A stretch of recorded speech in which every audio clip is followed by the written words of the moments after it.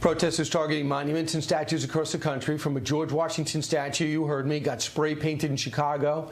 They targeted the Tomb of the Unknown Soldier in Philadelphia for the Revolution. Our next guest has a message when it comes to Texas, tweeting this: "Don't mess with the Alamo because they're trying." Joining us now is the Texas Land Commissioner, George P. Bush. George, thanks for joining us. When did you realize that the Alamo could be targeted? What have you seen so far? Well, in the days following the George Floyd protests, the epicenter of the protests in San Antonio came very close to the grounds of the Alamo. We had a very strong police presence, our Alamo Rangers in partnership with the National Guard, and things were fairly peaceful thereafter. However, earlier in the week, we had graffiti deface the cenotaph with obscene language. And then on Saturday night, we had an elevated threat from Antifa, among other groups that seek to take down many of these statues and monuments that we've seen throughout the country. So we responded in kind with the show of force to send a very clear message that you don't mess with Texas and you don't mess with the Alamo. And how did you counter that would-be attack?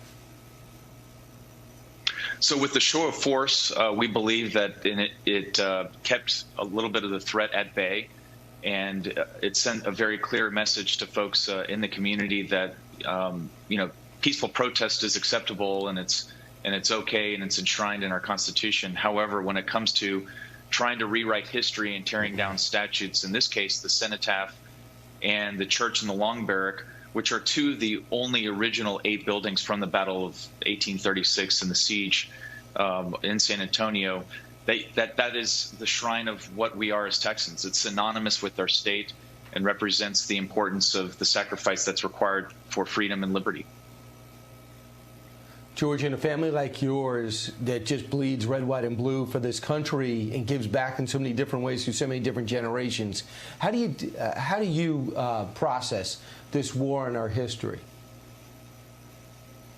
Well, I think that there are different ways to teach history, and there are certainly more peaceful ways, whether it's in our schools, whether it's in our households and our places of worship.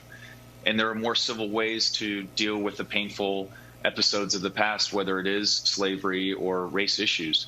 But tearing down statues, defacing historic monuments isn't the way to do it.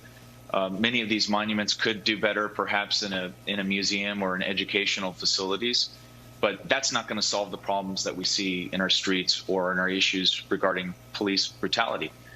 That's going to take place through meaningful dialogue among community leadership and our police commissions in our places of worship. And regretfully, folks on the extreme on the other side have chosen to deface these important monuments that we've worked very hard to preserve and spend a vast amount of taxpayer expense to make sure that they're around, so we can explain to future generations of Americans what exactly happened during the Battle of the Alamo.